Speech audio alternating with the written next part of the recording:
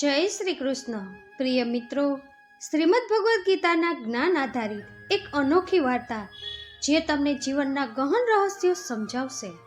વિડીયોને અંત સુધી જરૂર જોજો, જેથી તમે કોઈ પણ મહત્વપૂર્ણ ભાગ ચૂકી ન જાઓ. અને હા, વિડીયોને લાઈક કરી ચેનલને સબસ્ક્રાઇબ કરવાનું ભૂલતા નહીં. અને સાથે સાથે કમેન્ટમાં જય શ્રી કૃષ્ણ જરૂર લખી દેજો. તેમજ તમારા મિત્રો અને સગા સંબંધીઓને પણ શેર કરજો, જેથી તેને પણ આ પવિત્ર જ્ઞાનનો લાભ મળી શકે. તો ચાલો મિત્રો, આગળ વધીએ. જો તમે તમારું આખું જીવન ફક્ત કોઈ પોતાના માટે કુરબાન કરી દીધું હોય અને તે જ વ્યક્તિ એક દિવસ તમને ભૂલી જાય, તો શું ભગવાન પણ તમને ભૂલી જાય છે? આ એક એવા ભાઈની વાર્તા છે જેને પોતાની બહેનને માતા પિતાની જેમ પાળી તેના લગ્ન ધનવાન ઘરમાં કરાવ્યા અને પોતે બંજર ખેતરો, સૂકી રોટલીઓ અને એકલતામાં જીવન પસાર કરતો રહ્યો. પણ જ્યારે પ્રેમનો જવાબ તિરસ્કારથી મળે તો શું પાપનો ઘડો ભરાતો નથી? શું ભગવાન ક્યારે આવા પ્રેમને અવગણે છે? આજની આ વાર્તા ફક્ત એક ખેડૂતની નથી, આ એ મૌન વાર્તા છે જે એક દિવસ સિંહની ગર્જના બની જાય છે. એક નાનકડું ગામ હતું. એ ગામનું નામ હતું દેવરિયા. ઉત્તર દિશા તરફ ફેલાયેલી હરિયાળીથી ઘેરાયેલું હતું, પણ તેની વચ્ચે એક એવો ટુકડો હતો જ્યાં જમીન વારંવાર સુકાઈ જતી હતી. લોકો કહેતા કે ત્યાં ભગવાનને કઠિન પરીક્ષા માટે કોઈ આત્માને મોકલી છે, અને તે આત્મા હતી ખેડૂત રામનાથ. ગામના રીત રિવાજો જૂના જમાનાના હતા, પણ સંસ્કાર આજે પણ જીવંત હતા. દર સાંજે શંખનાદ થતો હતો. મંદિરની ઘંટડીઓ બરાબર તે જ સમયે વાગતી જ્યારે સૂર્ય અસ્ત થવાનો હોય. દરેક ઘરના છાપરા પર તુલસીનો છોડ અને આંગણામાં દીવો પ્રગટતો હતો. પણ રામનાથના ઘરની તુલસી જાણે પોતે દુઃખથી ઘેરાયેલી બેઠી હતી. તેનું ઘર ગામની સૌથી છેલ્લી ઝૂંપડી હતી. માટીથી લીપેલા આંગણામાં એક ખૂણામાં તેની માતાએ આપેલી પૂજાની થાળી રાખી હતી, જેનો પિત્તળ હવે ઘસાઈને ઝાંખો થઈ ગયો હતો, પણ ભાવ તેવો જ પવિત્ર હતો. તે જ થાળીમાં રામનાથ દરરોજ પ્રભુને જળ ચડાવતો. એક ગાગરમાં કૂવામાંથી લાવેલું પાણી અને સાથે એક તૂટેલી વાટવાળો દીવો, જે ક્યારેય તેજ નહોતો સળગતો પણ બુઝાતો પણ નહોતો. રામનાથનું ઘર સાદું હતું. દિવાલો પણ માટીની સુગંધ હતી અને છત પર કેટલીક જૂની આંબાની લાકડીઓ ટેકવેલી હતી. કિનારે ભગવદ્ ગીતાની એક જૂની પ્રતિકૃતિ રાખી હતી, જે તેના પિતાએ તેને ત્યારે આપી હતી જ્યારે રામનાથ માત્ર 7 વર્ષનો હતો. તેણે તે ગીતા આટલા વર્ષોમાં કેટલી વાર વાંચી તે કોઈ જાણતું નહોતું, પણ દરેક પૃષ્ઠ હવે તેના જીવનની જેમ થાકેલું હતું. તેનું ખેતર તે ખેતર નહોતું, તપસ્યાની જમીન હતી. જ્યારે તડકો તેજ બનતો ત્યારે રામનાથ પોતાની કમર પર ભીનની પટ્ટી બાંધીને ખેતરમાં ઉતરતો. હાથમાં પાવડો હોય, પગમાં તૂટેલા ચપ્પલ અને આંખોમાં એક સ્વપ્ન: આ વખતે પાક સારો થશે અને બહેન માટે નવા કપડાં ખરીદીશ. જમીન બંજર હતી. ઘણીવાર બીજ વાવવામાં આવ્યા, સુકાઈ ગયા. ઘણીવાર પાક આવ્યો, તોફાન લઈ ગયું. પણ રામનાથે ક્યારેય પોતાની ધરતીને દોષ ન આપ્યો. તે કહેતો, ધરતી પણ માં હોય છે, ક્યારેક મૌન રહે છે, ક્યારેક પરીક્ષા લે છે, પણ અંતમાં પાળે જરૂર છે. ગામના લોકો કહેતા, રામનાથ એકલો છે, છતાં ક્યારેય ફરિયાદ નથી કરતો. તે એકલો હતો, પણ તેનો વિશ્વાસ ક્યારેય એકલો ન પડ્યો. દર શુક્રવારે તે શિવ મંદિરમાં જઈને બીલીપત્ર ચડાવતો અને કહેતો, હે ભોલેનાથ, મારી બહેન સુખી રહે, બાકી બધું તમારું. ગામના મંદિરનો પૂજારી અવારનવાર જોતો કે જ્યારે બધા લોકો આરતી પછી ચાલ્યા જતા, ત્યારે રામનાથ કલાકો સુધી એક ખૂણામાં બેસીને આંખો મીચી લેતો, જાણે તે પ્રાર્થના નહીં સાક્ષાત્કાર કરતો હોય. આવા જ ગામ, ખેતર અને ઈશ્વર વચ્ચે એક સાધુ જેવું જીવન જીવતો હતો. સાધારણ દેખાતો પણ ભીતરથી તપસ્વી હતો. રામનાથ જ્યારે 9 વર્ષનો હતો ત્યારે તેના માતા પિતા અચાનક આવેલી મહામારીમાં મૃત્યુ પામ્યા. ના કોઈ વિદાય, ના કોઈ શબ્દો, એક નાનકડી ચિંતા, અને તેની સામે રામનાથ હાથ જોડીને ઊભો હતો, જ્યારે સમયને કહેતો હોય, હવે હું નાનો નથી રહ્યો, હવે મારે બધું સંભાળવું પડશે. તેની ગોદમાં તે દિવસે એક બાળકી હતી, બસ 2 વર્ષની, જેને તે દુનિયાથી છુપાવીને આંચલમાં રાખતો હતો. તે જ હતી આદિત્યા. ગામના લોકો સહાનુભૂતિથી જોતા હતા, પણ કોઈ સાથે નહોતું ચાલતું. રામનાથે ખેતરોમાં મજૂરી કરી, કૂવામાંથી પાણી ભરવાનું કામ કર્યું અને સાંજે જંગલમાંથી લાકડા લાવતો. દિવસભરના કમાયેલા 4 પૈસા લઈને જ્યારે ઘરે પાછો ફરતો ત્યારે સૌથી પહેલાં આદિત્ય માટે દૂધ લાવતો. દૂધવાળો પણ ક્યારેક ક્યારેક કહેતો, રામનાથ, તું પોતે કેમ નથી પીતો? તે હસીને કહેતો, માં કહેતી હતી, બહેનની મુસ્કાન જ ભગવાનનો પ્રસાદ છે. આદિત્ય જ્યારે 5 વર્ષની થઈ ગઈ ત્યારે સ્કૂલે જવાની જીદ કરવા લાગી. રામનાથે ખુલ્લા પગે ચાલીને તેના માટે તૂટેલી સ્લેટ, એક પુસ્તક અને નાનકડી પેન્સિલ લાવ્યો. સ્કૂલના પહેલા દિવસે તે આદિત્યને પોતે લઈને ગયો. રસ્તામાં પોતે તેને ખંભા પર ઉઠાવીને લઈ ગયો, જેથી તેના પગ ધૂળથી ગંદા ન થાય. સ્કૂલની બહાર ઊભો રહ્યો ત્યાં સુધી છુટ્ટી ન થઈ. જ્યારે આદિત્યએ બહાર આવીને કહ્યું, ભૈયા, આજે મેં લખતા શીખ્યું, તો રામનાથની આંખો ભરાઈ આવી, જાણે કોઈ યજ્ઞ પૂર્ણ થઈ ગયો હોય. થોડા દિવસો પછી આદિત્યની સ્કૂલમાં ચપ્પલ પહેરીને આવવું ફરજિયાત કરી દેવામાં આવ્યું. રામનાથ પાસે પૈસા નહોતા, પણ બહેનની આંખોમાં ડર જોઈને તેણે ચૂપચાપ ગામના મેળામાં લાકડાના રમકડા વેચ્યા. અને એક રાત જ્યારે આદિત્ય સૂઈ રહી હતી, તો તેના ઓશિકા નીચે નાનકડી ગુલાબી ચપ્પલ મૂકી દીધી. સવારે આદિત્ય ચીખી, ભૈયા, પરીએ આપી છે મને આ ચપ્પલ. રામનાથ હસ્યો અને બોલ્યો, હા, પોતાની પરીને દરેક રસ્તો સરળ કરવાનો છે. એકવાર જ્યારે આદિત્ય બીમાર પડી, તાવે તેના શરીરને જકડી લીધું, તો રામનાથે ખેતરે જવાનું છોડી દીધું. 3 દિવસ સુધી તેનું માથું પંપાળતો રહ્યો, ભીની પટ્ટીઓ રાખતો રહ્યો, પોતે ભૂખ્યો રહ્યો અને બહેનને દવા આપતા શહેર સુધી ગયો.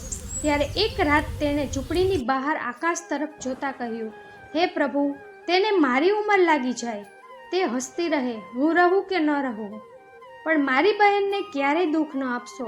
તે જ રાત્રે એક વૃદ્ધ સાધ્વી તે ઝૂંપડીની બહારથી પસાર થઈ અને રામનાથને જોઈને બોલી, બેટા, તું તારા જીવનનો ધર્મ નિભાવી રહ્યો છે. યાદ રાખ, જે ત્યાગ પ્રેમથી કરવામાં આવે છે તેનું ફળ મોડું આવે છે, પણ આવે જરૂર છે. પણ રામનાથ ફળ નહોતો ઈચ્છતો, તેને બસ એક જ વસ્તુ જોઈતી હતી, આદિત્યની મુસ્કાન. સમય વીતી ગયો. આદિત્ય હવે યુવાન થઈ ગઈ હતી, સુંદર, સુસંસ્કારી અને પોતાના ભાઈ સમાન સરળ. તેના રૂપમાં ગામના લોકો કહેતા, આ રામનાથની પરવરિશ છે, તેથી જ તેનું કપાળ નમેલું છે અને આંખોમાં તેજ છે. રામનાથને હવે ફક્ત એક જ સ્વપ્ન રહી ગયું હતું, આ બહેનને એક એવા ઘરમાં મોકલી દઉં જ્યાં તેને મારી કમી ક્યારેય મહેસૂસ ન થાય. પણ અભાવ તો જાણે રામનાથના જીવનની રેખા બની ગયો હતો. ખેતરો આ વખતે પણ બરાબર ન ચાલ્યા. પૈસા ઓછા હતા, પણ વિશ્વાસ ઓછો નહોતો. રામનાથે પોતાનું એકમાત્ર પશુ, એક વૃદ્ધ બળદ વેચી દીધો. ગામના સાવકાર પાસેથી કરજ લીધું અને જે જૂનું વૃક્ષ પણ જે બાળપણથી તેની છાયા હતું, તેને પણ કાપીને લાકડામાં વેચી દીધું. લોકોએ કહ્યું, રામનાથ, તું આટલું બધું કેમ કરી રહ્યો છે? જરૂરતથી વધારે કેમ? તેણે બસ એક જ ઉત્તર આપ્યો, હું કોઈ લગ્ન નથી કરાવી રહ્યો, હું મારી માતાની આત્માને વિદાય આપી રહ્યો છું. પછી એક દિવસ તે દિવસ આવ્યો. આદિત્યની જાન આવવાની હતી. ગામની માટી જાણે તે દિવસે સોનેરી લાગી રહી હતી. રામનાથે ઉધાર લીધેલા પૈસાની બહેન માટે લાલ રંગની સાડી સીવડાવી અને મંદિરથી ચૂપચાપ તે સાચા મોતીવાળી માળા લાવ્યો, જેને જોઈને પૂજારી પણ ચોંકી ગયો કે રામનાથ, તે આ કેવી રીતે ખરીદી? રામનાથે જવાબ ન આપ્યો, ફક્ત હસ્યો. લગ્નના દિવસે રામનાથે પોતે પોતાની બહેનને દુલ્હનના જોડામાં સજાવી. જ્યારે આદિત્યએ અરીસામાં પોતાને જોયું તો તેની આંખો છલકાઈ પડી. ભૈયા, તમે તો મને રાણી બનાવી દીધી. રામનાથે પોતાનું માથું નમાવીને કહ્યું, રાણી તો તું પહેલેથી હતી બહેન. આજે હું ફક્ત તે મુંગટ આપી રહ્યો છું જે તારા પ્રેમથી બની શક્યો છે. ફેરા પહેલા જ્યારે આદિત્ય પોતાના ભાઈને ગળે મળી તો મોડે સુધી રડતી રહી અને રામનાથે તેના માથા પર હાથ રાખીને ચૂપચાપ ભગવાનને કહ્યું, મેં જીવનભર જે કમાયું તે આજે તમારા ચરણોમાં અર્પણ કરી રહ્યો છું. તેને આવા ઘરમાં મોકલી રહ્યો છું જ્યાં તે સુખી રહે અને મને તેની યાદ આશીર્વાદ બનીને જીવનભર સંબળ આપતી રહે. ફેરા પૂરા થયા. ઢોલક, મંજીરા અને શંખની ધ્વનિ વચ્ચે આદિત્ય ડોલીમાં બેસી ગઈ. પણ બરાબર વિદાય થતા સમયે જ્યારે ડોલી આગળ વધી, રામનાથ ત્યાં જ જમીન પર બેસી ગયો અને આંસુ રોકતા એક નાનો દીવો પ્રગટાવ્યો. ગામવાળાએ પૂછ્યું, આ દીવો કેમ? રામનાથે કહ્યું, આ તેની વિદાય નથી, મારા વિશ્વાસની અગ્નિ છે. જ્યાં સુધી આ સળગશે મારી બહેન સુખી રહેશે. લગ્ન પછી કેટલાક મહિના તો તે જ રીતે વીત્યા જેમ દરેક ભાઈની કલ્પના હોય છે. ચિઠ્ઠીઓ આવતી હતી જેમાં આદિત્ય લખતી હતી, અહીં બધું સારું છે, તમારી યાદ આવે છે, તમારી આપેલી મોતીની માળા બધાને ખૂબ પસંદ આવી. રામનાથ તે ચિઠ્ઠી પર દર સાંજે તુલસીના છોડ પાસે બેસીને વાંચતો અને કહેતો, પ્રભુ, મારી બહેન ખુશ છે, આથી વધારે શું માંગુ? પણ ધીમે ધીમે શબ્દો બદલાવા લાગ્યા. પહેલા જે ચિઠ્ઠી મહિનામાં 2 વાર આવતી હતી, હવે 2 મહિનામાં પણ નહોતી આવતી. અને જ્યારે આવતી પણ તો બસ 2 પંક્તિઓ, બધું ઠીક છે, વ્યસ્ત છું. રામનાથ સમજી નહોતો શકતો કે આ વ્યસ્તતા ક્યાંથી આવી. જે બહેનને તેણે બીમારીમાં પંખો વીંજતા રાતો વિતાવી હતી, આજે તે જ ભાઈનું નામ પણ માંડ માંડ લઈ રહી હતી. પછી એક દિવસ ગામના મેળામાં રામનાથને આદિત્યના સાસરિયા પક્ષના લોકો મળ્યા. રામનાથે નમ્રતાથી કહ્યું, કેવી છે મારી બહેન? સામેથી જવાબ આવ્યો, તમારી બહેન હવે અમારી ઇજ્જત છે, કૃપા કરીને વધારે સંબંધ ન બનાવો, અમારે સમાજમાં નામ જોવું પડે છે. તે દિવસે રામનાથ ઘરે પાછો ફર્યો. ચૂપચાપ તેણે ઝૂંપડીના એક ખૂણામાં પડેલી ભગવદ્ ગીતા કાઢી, કપાળે લગાવી અને કહ્યું, હે પ્રભુ, શું મેં કોઈ કમી રાખી હતી? રક્ષાબંધન આવ્યું, ગામની છોકરીઓ પોતાના ભાઈઓ સાથે હસતી હતી, ગીતો ગવાય, મીઠાઈઓ બની, પણ રામનાથના આંગણામાં ફક્ત એક થાળી હતી જેમાં રાખડી, ચંદન અને તે ગુલાબી ચપ્પલો રાખી હતી જે તેણે ક્યારેક બહેનને સ્કૂલે મોકલતી વખતે આપી હતી. તેણે મંદિરની સીડીઓ પર બેસીને રાખડી કાઢી અને શંકર ભગવાનની મૂર્તિના ચરણોમાં બાંધી દીધી. પછી ધીમેથી બોલ્યો, જ્યારે બહેન પોતાનાથી દૂર થઈ જાય તો તે સંબંધ પ્રભુને જ સોંપી દેવો જોઈએ. ઓછામાં ઓછા તે તો તેને વિસ્મૃત નહીં કરે. ગામનો પૂજારી આ બધું જોઈ રહ્યો હતો. તેણે રામનાથને પૂછ્યું, શું તે બહેનને પત્ર નથી મોકલ્યો? રામનાથે ખિસ્સામાંથી એક વણેલી ચિઠ્ઠી કાઢી જેમાં લખ્યું હતું, આદિત્ય, રાખડીનો દિવસ છે, હું રાહ જોઈ રહ્યો છું. ભલે એક દોરો જ મોકલી દે છે જેથી હું ફરીથી જીવી શકું. પણ તે ચિઠ્ઠી ક્યારેય મોકલવામાં ન આવી. રામનાથે તેને ગીતામાં રાખી દીધી અને ચૂપચાપ કહ્યું, હવે તે પ્રેમને હું સ્મૃતિ બનાવી દઉં છું. કદાચ કોઈ દિવસ જ્યારે સમયનો ન્યાય આવે ત્યારે તેને આ સ્મૃતિ ઘાની જેમ ચૂપશે. આદિત્ય નહોતી આવતી, પત્ર નહોતી મોકલતી અને હવે તો લોકો તેનું નામ પણ લેવામાં હિચકિચાતા હતા. રામનાથના જીવનમાં હવે ફક્ત 2 વસ્તુઓ બચી હતી, સુકાતી જમીન અને રાહ જોવી. ગામમાં આ વર્ષે પાણી ન વરસ્યું. સાવન આવ્યું પણ વાદળો જાણે રૂઠેલા હતા. રામનાથ દરરોજ સવારે ખેતરમાં જઈને માટી ઉઠાવીને સૂંઘતો અને પછી તે જ જગ્યાએ બેસી જતો. તડકો તપતો પણ રામનાથ હલતો નહીં. સાંજે ગામ પાછો ફરતો, ખાલી જોડી અને ખાલી મન લઈને. ઘરના આંગણાની તુલસી હવે મુરઝાઈ રહી હતી અને તેના પર રાખેલો દીવો હવે ક્યારેક ક્યારેક સળગતો હતો. તેણે ગામના મંદિરની સીડીઓ પકડી લીધી. દર રાત્રે જ્યારે બધા સૂઈ જતા, રામનાથ મંદિર આવતો, ભગવાન કૃષ્ણની મૂર્તિ સામે બેસતો અને વાંસળીની મૂર્તિને જોતો, જાણે પૂછતો હોય, હે નારાયણ, શું મારું જીવન બસ આ જ હતું? શું આ જ હતો તે દરેક આહનો અંત જે મેં ચૂપચાપ પી લીધો? શું તે રાખડી, તે સ્નેહ, તે ત્યાગ બધું વ્યર્થ હતું? મંદિરનો દીવો ટમટમી રહ્યો હતો. તે ત્યાં જ જમીન પર સૂઈ ગયો, આંખો મીચી લીધી અને તે જ રાત્રે સ્વપ્ન આવ્યું. ઘનો વાદળી પ્રકાશ, ધીમી વાંસળીનો સૂર અને સામે ઉભેલા શ્રી કૃષ્ણ પીતાંબર વસ્ત્રોમાં, માથા પર મોર મુંગુટ અને મુસ્કાનમાં કરુણાનો સમુદ્ર. શ્રી કૃષ્ણ બોલ્યા, રામનાથ, જ્યારે કોઈનો પ્રેમ ઉપેક્ષિત થાય છે તો સમય મૌન નથી રહેતો. દરેક આહ જે તે શબ્દોમાં નથી રહી તે મારા સુધી પહોંચે છે અને દરેક વાર જ્યારે તે અપમાન પછી પણ મૌન રહેવાનું પસંદ ન કર્યું, તે ક્ષણે મેં સમયની દિવાલ પર એક રેખા ખેંચી દીધી. રામનાથે રડતા રડતા પૂછ્યું, પ્રભુ, મારો શું દોષ હતો? શ્રી કૃષ્ણ ધીમેથી હસ્યા અને બોલ્યા, તારો દોષ? તું તો તે પાત્ર હતો જે પ્રેમ કરતો રહ્યો પણ બદલામાં કંઈ માંગ્યું નહીં. પણ યાદ રાખ રામનાથ, સમય મૌન નથી રહેતો. જ્યારે પ્રેમની ઉપેક્ષા કરવામાં આવે છે, જ્યારે રાખડી રાખ બની જાય અને જ્યારે ભાઈની મમતાને અભિમાન કચડી નાખે, ત્યારે પાપનો ઘડો ભરાવા લાગે છે. અને જ્યારે તે ભરાઈ જાય છે તો સજા સમય નથી આપતો, હું આપું છું. રામનાથની આંખો ખુલી ગઈ. મંદિરની ઘંટડી આપમેળે વાગવા લાગી હતી. તુલસીના છોડ પર ઝડ પડ્યું અને આકાશમાં પહેલા વાદળો ઘેરાયા. તે પહેલી વાર હતું જ્યારે રામનાથ હસ્યો, કારણ કે તેને હવે ભરોસો હતો. તેનું મૌન હવે ભગવાનના સ્વરમાં બદલાઈ ચૂક્યું છે. શ્રી કૃષ્ણના સ્વપ્ન પછી રામનાથ હવે વધુ શાંત હતો. હવે તેમાં કોઈ ખિન્નતા નહોતી, ના પીડા, ના ફરિયાદ, બસ એક મૌન તેજ હતું, જે તેના મુખથી નહીં, તેની આંખોથી ઝળહળતું હતું. ગામવાળાઓએ જોયું કે હવે રામનાથ ખેતરે નથી જતો, મંદિરની સીડીઓ નથી છોડતો. તે સવારે તુલસીને જળ ચડાવતો, ભગવદ્ ગીતા વાંચતો અને પછી બેસી જતો તે જ ચબૂતરા પર જ્યાંથી આખા ગામનું દ્રશ્ય દેખાતું હતું. ગામમાં ધીરે ધીરે ખબર ફેલાવા લાગી, રામનાથ બીમાર છે, બહુ ચૂપ રહેવા લાગ્યો છે, કદાચ અંત નજીક છે.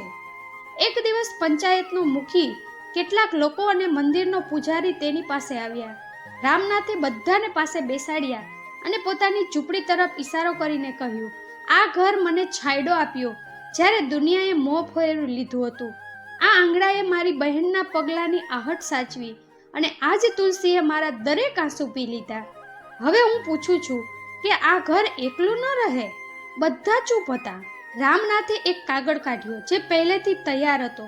તેના પર લખ્યું હતું, હું રામનાથ મારી આ ઝૂંપડી પંચાયતને દાન કરું છું, જેથી જે કોઈ પાસે છત ન હોય તે અહીં આવીને સૂઈ શકે છે અને જે ભૂખ્યો હોય તે અહીં બેસીને રોટલી ખાઈ શકે. પણ એક વચન આપવું પડશે, અહીં કોઈ સંબંધને ઠુકરાવીને નહીં આવે. આ સ્થાન પ્રેમ માટે રહેશે, તે જ પ્રેમ માટે જે મને ક્યારેય પાછો ન મળ્યો. ગામવાળાઓની આંખો ભરાઈ આવી. પૂજારીએ પૂછ્યું, રામનાથ, તું આ બધું કેમ કહી રહ્યો છે? રામનાથે બસ એક જ વાત કહી, જેની પાસે બધું હોય તેનો પણ અંત આવે છે, પણ જેણે આપ્યું હોય તેનું નામ રહે છે. અને તે ઝૂંપડી હવે રામનાથ સદન બની ગઈ. આગલી સવારે જ્યારે સૂર્યની પહેલા કિરણ આવી, તુલસી ચોરામાં દીવો સળગી રહ્યો હતો, ગંગાજળની વાટકી ભરેલી હતી, ભગવદ્ ગીતા ખુલ્લી હતી અને તેની સામે રામનાથ મૌન અને શાંત, જાણે તે પૃષ્ઠ વાંચતા વાંચતા પોતે ઈશ્વરની ગોદમાં સૂઈ ગયો હોય. આદિત્ય અને તેનો પતિ હવે મોટા શહેરમાં રહેવા લાગ્યા હતા. સંપન્ન જીવન, બંગલો, નોકર, ગાડીઓની કતારો અને સાથે એક ગર્વ જે ધીમે ધીમે અહંકારમાં બદલાઈ ગયો હતો. રામનાથ હવે તેમની સ્મૃતિઓમાં પણ નહોતો. આદિત્યએ હવે પોતાના બાળકોને પણ ક્યારે પોતાના મામા વિશે નહોતું જણાવ્યું. તે કહેતી, તે તો બસ એક ગામનો ખેડૂત હતો, અમારા જીવનથી ખૂબ દૂર. પણ સમય મૌન નથી રહેતો. એક દિવસ અચાનક શહેરમાં કૌભાંડનો ખબર ફેલાઈ. આદિત્યનો પતિ, જેની કંપનીમાં લાખોનું રોકાણ કર્યું હતું, હવે સરકારી તપાસના ઘેરામાં આવી ગયો હતો. થોડા જ દિવસોમાં બેંક એકાઉન્ટ ફ્રીઝ, સંપત્તિ જપ્ત અને પછી બંગલાની બહાર સીલનું લાલ નિશાન. જે ઘરમાં ક્યારેય મહેમાનોની કતાર લાગતી હતી, ત્યાં હવે દિવાલો જવાબ નહોતી આપતી. શહેરના સંબંધીઓએ મોં ફેરવી લીધું. મિત્રોએ કોલ ઉઠાવવાનો બંધ કરી દીધો. આદિત્ય પાસે હવે કોઈ વિકલ્પ ન બચ્યો સિવાય તે ગામમાં પાછા ફરવા સિવાય, જ્યાં તેનો ભૂતકાળ તેને હજુ પણ શાંતિ આપવા તૈયાર હતો, પણ જેને તેણે પોતે ભૂલાવી દીધો હતો. સાંજ થઈ ચૂકી હતી. ગામના દીવાઓ પ્રગટી રહ્યા હતા. આદિત્ય થાકેલી, વિખરાયેલા વાળ, ધૂળવાળા કપડામાં ગામની પગદંડી પર ચાલી રહી હતી. સાથે તેનો પતિ, જે હવે ચૂપ હતો, તૂટેલો હતો. તે રામનાથની ઝૂંપડી સુધી પહોંચ્યો, જ્યાં હવે એક તકતી લાગી હતી. રામનાથ સદન, પ્રેમ માટે સુરક્ષિત. દરવાજો હળવો ખુલ્લો હતો. અંદર તે જ માટીની દિવાલો, તુલસીનો છોડ, પૂજાની થાળી અને ભગવદ્ ગીતા. પણ રામનાથ નહોતો. ઝૂંપડીના ખૂણામાં એક તસવીર ટાંગેલી હતી, જેમાં રામનાથ બેઠો હતો, હાથમાં રાખડી પકડેલી, અને એક પંક્તિ નીચે લખેલી હતી, પાપનો ઘડો ત્યારે ભરાય છે જ્યારે પ્રેમ બદલે તિરસ્કાર કરવામાં આવે છે, અને સજા ત્યારે મળે છે જ્યારે તે જ વ્યક્તિ જેને તમે ભૂલાવી દીધી હવે તમારા આંસુ જોવા માટે પણ ન બચે. આદિત્ય ત્યાં જ જમીન પર બેસી ગઈ. તેની આંખોમાંથી આંસુ વહી રહ્યા હતા. તે રડતી રહી, ફફડી રહી હતી. ભૈયા, હું આવી ગઈ. પણ તમે ક્યાં છો? મંદિરની ઘંટડી દૂરથી વાગી, જાણે કોઈ કહેતું હોય, હવે ન્યાય પૂરો થયો. ઝૂંપડીની અંદર ઘોર અંધારું હતું, જાણે વર્ષોથી ત્યાં કોઈએ દીવો ન પ્રગટાવ્યો હોય. પણ દિવાલો પર હજુ રામનાથના હાથોની સજાવેલું તે સાદગી ભર્યું સંસાર જીવન હતું. એક ખૂણામાં તુલસીનો સૂકો છોડ, એક દીવો અને દિવાલ પર ટાંગેલી એક તસવીર જેમાં રામનાથ બેઠો હતો, કપાળ પર તિલક, હાથમાં રાખડી પકડેલી અને તેની આંખોમાં તે જ રાહ જે ક્યારેય પૂરી ન થઈ. આદિત્ય જેવી અંદર પહોંચી, તેની નજર સૌથી પહેલા તે જ તસવીર પર પડી. તે તસવીર નહોતી, એક અરીસો હતો જેમાં તેનું આખું જીવન નગ્ન દેખાઈ રહ્યું હતું. તે ત્યાં જ જમીન પર બેસી ગઈ, ઘૂંટણોમાં માથું છુપાવીને રડવા લાગી. તે ભાઈ જેણે તેને દરેક તાવમાં પહેરેદાર બનીને જોયો હતો, તે ભાઈ જેણે પોતાની જવાની તેની ભણતરમાં વિતાવી દીધી હતી, આજે તે જ ભાઈની સામે તે પોતાને સૌથી નાની, સૌથી શરમજનક મહેસૂસ કરી રહી હતી. ત્યારે તેની નજર દિવાલના નીચે લખેલા તે વાક્ય પર પડી. શબ્દો જાણે આગના બનેલા હોય, આત્મા સુધી પહોંચતા જાય. પાપનો ઘડો ત્યારે ભરાય છે જ્યારે પ્રેમ બદલે તિરસ્કાર કરવામાં આવે, અને સજા ત્યારે મળે છે જ્યારે તે વ્યક્તિ જે સૌથી વધારે ચાહતો હતો આ દુનિયામાંથી જતો રહે ફરિયાદ કર્યા વિના. આદિત્યની ચીસ અંદર જ દબાઈ ગઈ. તે જ દિવાલથી વીંટળાઈ ગઈ જે દિવાલો તેના ભાઈના મૌનને અત્યાર સુધી સાચવી રાખ્યું હતું. તેના આંસુ માટીમાં સમાઈ ગયા અને તેનો અપરાધ બોધ હજુ પણ આત્મા પર ચોટેલો હતો. સવાર થતાં જ તે ચૂપચાપ ઝૂંપડીમાંથી નીકળી અને તે જ મંદિરે પહોંચી જ્યાં ક્યારેક રામનાથે આખી રાતો વિતાવી હતી, જ્યાં બેસીને તેણે શ્રી કૃષ્ણ પાસેથી ફક્ત એક જ માંગ કરી હતી, મારી બહેનને સુખ આપજો. આજે તે જ મંદિરની સીડીઓ પર બેસીને આદિત્યએ હાથ જોડ્યા. ના કોઈ ઘડિયાળ જોઈ, ના કોઈ લોકો, બસ આંખો બંધ કરી અને કહ્યું, હે પ્રભુ, મને હવે કંઈ નથી જોઈતું, ના ધન, ના સન્માન, ના ઓળખ. હવે બસ તે જ પ્રેમ આપો જે મેં ઠુકરાવી દીધો હતો, તે જ પ્રેમ જે મારા ભાઈની આંખોમાં દરરોજ સળગતો હતો, તે જ પ્રેમ જેણે કંઈ માંગ્યા વિના મને બધું જ આપી દીધું હતું. હવે તે પ્રેમને પાછો ન ફેરવશો પ્રભુ, મને તે જ પ્રેમમાં સળગવા દો જેથી હું પોતાને માફ કરી શકું. મંદિરની ઘંટડી આપમેળે વાગી, જાણે શ્રી કૃષ્ણએ મૌનમાં ઉત્તર આપ્યો હોય. મંદિરની હવા ભારે થઈ ચૂકી હતી અને તે જ દીવો જે રામનાથે ક્યારેય પ્રગટાવ્યો હતો આજે પણ ટમટમી રહ્યો હતો, જાણે કહેતો હોય, હવે ન્યાય થઈ ચૂક્યો છે અને વાર્તા નહીં, હવે કર્મનો ચક્ર પૂર્ણ થઈ ચૂક્યો હતો. વાર્તા હવે સમાપ્ત નથી થતી, પરંતુ અહીંથી ધર્મની વ્યાખ્યા શરૂ થાય છે. જ્યારે આપણે રામનાથ જેવા પાત્રને જોઈએ છીએ તો તે એકલો કોઈ ખેડૂત નથી હોતો, તે ભરતની જેમ ત્યાગનું પ્રતીક બની જાય છે, તે સબરીની જેમ મૌન પ્રેમ બની જાય છે, ક્યારેક દ્રૌપદીની પુકારની જેમ ન્યાય માટે ઉઠતો એક આર્તનાદ. ભરતે ક્યારેય સિંહાસનની ઈચ્છા નહોતી કરી, પણ રામનો પ્રેમ જ્યારે ચૂપચાપ છાતીમાં રાખવામાં આવે છે તો તે ત્યાગ રામના વચનોથી પણ મોટો ધર્મ બની જાય છે. દ્રૌપદીએ જ્યારે મૌનમાં વિવસ્થામાં શ્રી કૃષ્ણને પુકાર્યા તો કૃષ્ણ સમય અને અંતરની સીમા તોડીને ચાલ્યા આવ્યા, કારણ કે ધર્મની રક્ષા માટે જ્યારે પ્રેમ પુકારે છે તો કૃષ્ણ પોતે પણ નિયમોને ઉલ્લંઘી જાય છે. સબરી એક વનવાસી સ્ત્રી હતી જેણે પોતાના જીવનભર રામના આવવાની રાહ જોઈ, અને જ્યારે આવ્યા તો તેના પ્રેમથી ભરેલા જૂઠા બોર સ્વયં ભગવાને ગ્રહણ કર્યા, કારણ કે પ્રેમ જો સાચો હોય તો જાતિ, રૂપ, અવકાત બધું વ્યર્થ થઈ જાય છે. રામનાથ પણ આ બધા પ્રેમોની આત્મા હતો. તેનો પ્રેમ ઉપેક્ષિત રહ્યો, તેનો ત્યાગ ભૂલાઈ ગયો, તેનું જીવન એકલતામાં વીતી ગયું. પણ જેવો સમયનો ચક્ર પૂરો થયો, જેવો પાપનો ઘડો ભરાઈ ગયો, તો તે જ પ્રેમ જે ક્યારેય ચૂપચાપ સળગી રહ્યો હતો હવે ધર્મની અગ્નિ બળીને ફટી નીકળી હતી. ત્યારે ધર્મને જ્યારે દબાવવામાં આવે છે તે ચૂપ નથી રહેતો, તે રાહ જુએ છે, અને જ્યારે ન્યાય આવે છે તો તે સિંહની ગર્જના બનીને આવે છે. ક્યારેક કોઈ પ્રેમ જો તમને ત્યાગી દે તો તેને શ્રાપ ન આપવો, બસ મૌન રહો, કારણ કે જો તમારો પ્રેમ સાચો છે તો તેનો ઉત્તર ઈશ્વર પોતે આપશે. જેમ શ્રી રામે ભરતના પ્રેમને મર્યાદાનું મંદિર બનાવી દીધું, જેમ શ્રી કૃષ્ણે દ્રૌપદીની લાજને પોતાની સૌથી મોટી જવાબદારી બનાવી દીધી, તેમ રામનાથની રાખડી ન્યાયની ઘોષણા બની ગઈ. પ્રેમનું અપમાન ન કરો, કારણ કે પાપનો ઘડો ભરવામાં ભલે સમય લાગે, પણ જ્યારે ભરાઈ જાય છે તો ન્યાય ક્યારેય મૌન નથી રહેતો. શ્રી કૃષ્ણ કહે છે, કલિયુગમાં કર્મ તરત નથી બોલતો, તે રાહ જુએ છે અને પછી ત્યાં પ્રહાર કરે છે જ્યાં તમારો સૌથી ઊંડો જોડાણ હોય છે, કારણ કે ત્યાં જ સૌથી વધુ પીડા થાય છે. કળિયુગની સૌથી મોટી વિશેષતા આ જ છે. અહીં પાપનું ફળ તરત નથી મળતું. જે ખોટું કરે છે તે કેટલાય સમય સુધી ફળનો ફૂલતો દેખાય છે. તેને પદ મળે છે, પૈસા મળે છે, માન મળે છે અને જોનાર સામાન્ય માણસ ભ્રમિત થઈ જાય છે. પછી તેના મનમાં પ્રશ્ન ઉઠે છે, જુઓ, આ તો રોજ છળ કરે છે, ધોખો દે છે, છતાં સુખી છે. અને ત્યાં બીજી તરફ જે સચ્ચાઈથી ચાલે છે તેના જીવનમાં સંઘર્ષ, બીમારી અને નુકસાન કેમ? આનો ઉત્તર એક જ છે. કળિયુગનો ન્યાય મૌન છે પણ અચૂક છે. કળિયુગમાં પાપનો ઘડો ધીમે ધીમે ભરાય છે. તે દિવસ, તે પળ, તે ક્ષણ જોડે છે જ્યાં તમે કોઈને ચોટ પહોંચાડી, જ્યાં તમે કોઈનો હક છીનવ્યો કે કોઈની મજબૂરીનો લાભ ઉઠાવ્યો અને પછી ભૂલી ગયા. પણ બ્રહ્માંડ નથી ભૂલતું. તે એક એક આહને નોંધે છે, એક એક ક્ષણને ગળે છે અને પછી નક્કી કરે છે કે તમારી સાથે શું, ક્યારે અને ક્યાં ઘટશે. હવે સવાલ એ થાય છે કે પછી ચોટ ક્યાં લાગે છે?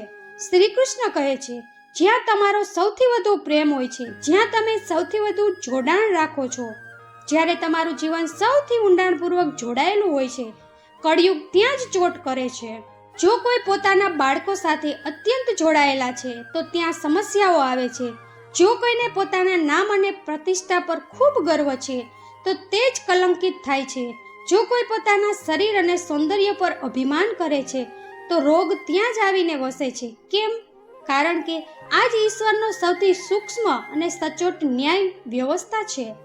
ઘણીવાર લોકો કહે છે, મેં તો કોઈનું બુરું નથી કર્યું, પછી મારી સાથે આવું કેમ થઈ રહ્યું છે?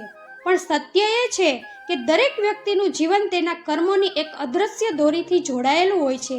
ક્યારેક વર્તમાન જીવનના કર્મ તો ક્યારેક પાછલા જન્મોના અધૂરા પાપ. અને તે કર્મનો હિસાબ હંમેશા સીધા શબ્દોમાં નથી આવતો, તે ચૂપચાપ આવે છે.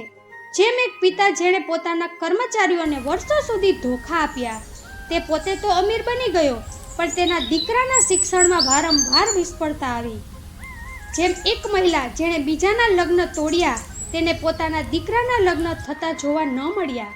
અથવા પછી જેમ એક વ્યક્તિ જેણે બીજાઓને અપમાનિત કર્યા, તેને વૃદ્ધ થતા થતા પોતાના બાળકો પાસેથી તિરસ્કાર મળ્યો. અને ત્યારે લોકો કહે છે, આ અચાનક કેમ થયું?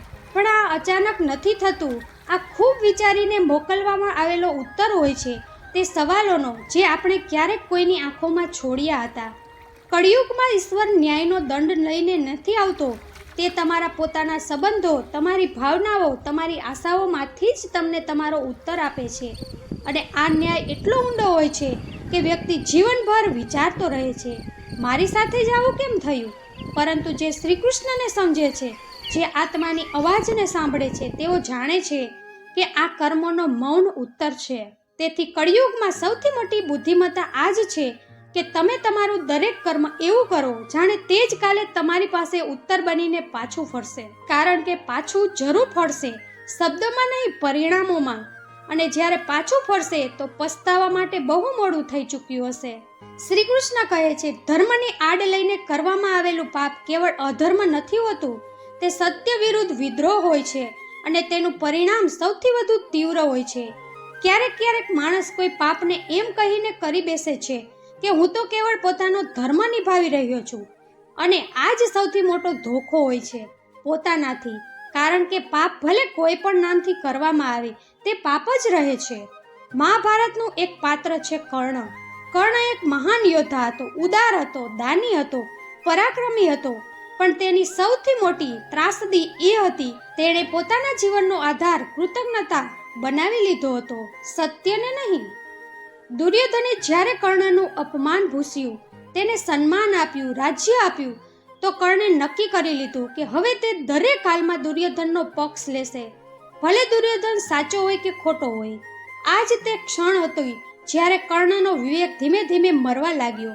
તેને દર વખતે કહ્યું, હું મિત્ર ધર્મ નિભાવી રહ્યો છું. જ્યારે દ્રૌપદીનું ચીરહરણ થયું, તે મૌન રહ્યો. જ્યારે વારંવાર પાંડવોનું અપમાન થયું, તે ચૂપચાપ ઊભો રહ્યો. કેમ? કારણ કે તેના અંદર આ ભાવ હતો કે હું દુર્યોધનનો ઋણી છું. તેનો સાથ આપવો મારો ધર્મ છે. પણ પછી આવ્યો તે ક્ષણ જ્યારે અભિમન્યુને મારવામાં આવ્યો. અભિમન્યુ એકમાત્ર 16 વર્ષનો બાળક જે એકલો જ ચક્રવ્યૂહમાં ઘૂસ્યો હતો અને પોતાના પરાક્રમથી બધા કૌરવ યોદ્ધાઓને હલાવી દીધા હતા. જ્યારે તે વ્યૂહની અંદર ફસાઈ ગયો અને બધા મળીને તેના પર વાર કરવા લાગ્યા, ત્યારે કર્ણ પર તે હુમલાનો હિસ્સો બન્યો. તે ક્ષણે ત્યાં ના મિત્રતા હતી, ના કોઈ ન્યાય, કેવળ એક નિર્દોષની વિરુદ્ધ અનીતિ હતી. કર્ણ જાણતો હતો કે આ સાચું નથી. તે ઈચ્છતો તો રોકી શકતો હતો, કારણ કે તેમાં શક્તિ પણ હતી અને સન્માન પણ. પણ તેણે ત્યાં જ કહ્યું, હું મારી પક્ષધરતા નિભાવી રહ્યો છું. મારું કર્તવ્ય છે દુર્યોધનને સાથ આપવો. અને અહીંયા કર્ણ ધર્મ ન નિભાવ્યો, બલકે પાપને ધર્મનું નામ આપીને તેનું સમર્થન કર્યું. આ સૌથી ઘાતક સ્થિતિ હોય છે, જ્યારે પાપને ધર્મ કહીને કહેવામાં આવે છે. અભિમન્યુના મૃત્યુ પછી કર્ણ મૌન હતો. તેની અંદર એક ખામોશ તોફાન ઉઠ્યું હતું. તે જાણી ચૂક્યો હતો કે તેણે કંઈક ખોઈ દીધું છે, પણ તે સમય સુધી બહુ મોડું થઈ ચૂક્યું હતું. જ્યારે યુદ્ધના અંતિમ દિવસે સૂર્ય ઉદય થઈ રહ્યો હતો, ત્યારે કર્ણના રથની ધૂળી ભૂમિમાં ઘૂસી અને ત્યારે જ શ્રીકૃષ્ણ અને અર્જુનથી યુદ્ધ વિરામની યાચના કરી.